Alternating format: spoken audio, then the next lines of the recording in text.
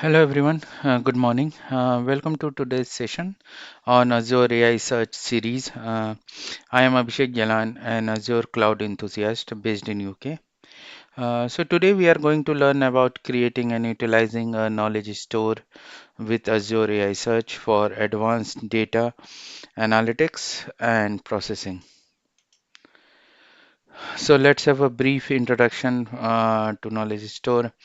So a knowledge store is a data persistence layer in Azure Cognitive Search that stores enriched structured data generated during the indexing process.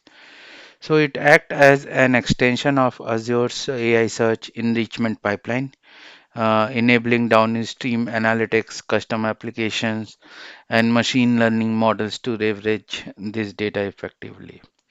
There are few benefits of a knowledge store. Like actionable insights. So it can convert unstructured data into structured insights for decision making.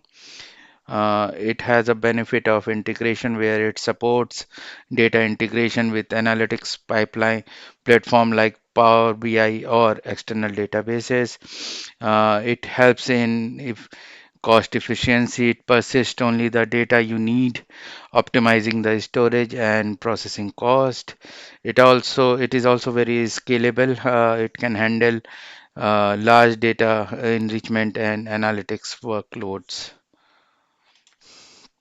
So let's view the objective for today's session. So there are three main objectives and key takeaways for today's session. So we are going to learn about enrichment pipelines and projections. We would also learn to create knowledge store, and we would also explore various use cases and benefits.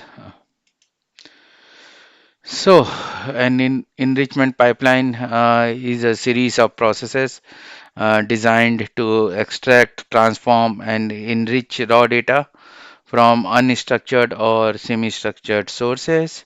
Using this predefined skills, for example, language detection, key phrase extraction, or sentiment analysis, the enrichment pipeline converts raw data into structured and meaningful information. So, what are projections?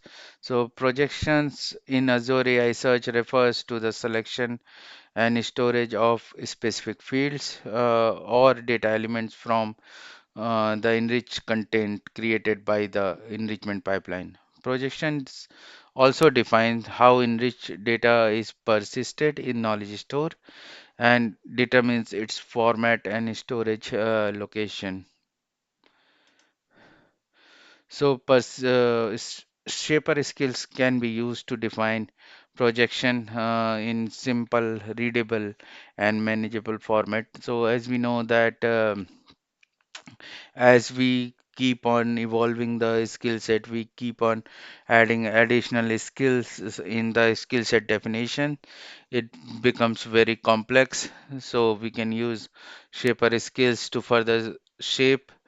uh, further shape the format in which projections are defined, and it helps that to keep in a clear format. So as you can see, this is the format in which we define the projection, and this is the output that we get.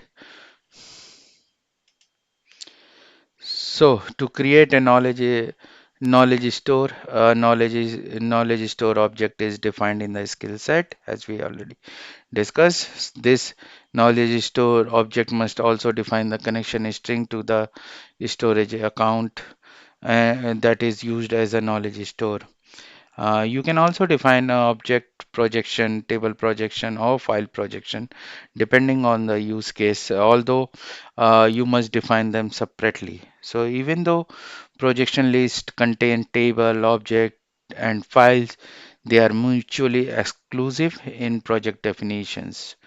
So if you want to create all three types of projects, all three types of projection, you must include a projection for each type. And for object and file projection, a specified container in the storage account will be created if it does not exist already. And for the table projection, a separate table is created with the mapped field, and a unique key field with the name is specified in the generated key name property would be created. And these key fields can be used to define rational joins between the tables for analysis and reporting purpose. So here are the resources that you can utilize for your further learning. So I would encourage everyone to practice and explore these additional resources to enhance your understanding further. If you have any doubt on the topic, please leave the message in the chat and I will respond. I will also share the links for Microsoft Learn and Quick Start module in the descriptions section. I will also create a following video for the labs on this topic. And thank you for listening the session and hope it has been informative for you. If you need any further help or want to connect, please leave a message in the chat section or send a connection request on LinkedIn. And please subscribe to the channel to keep listening the content. Thank you.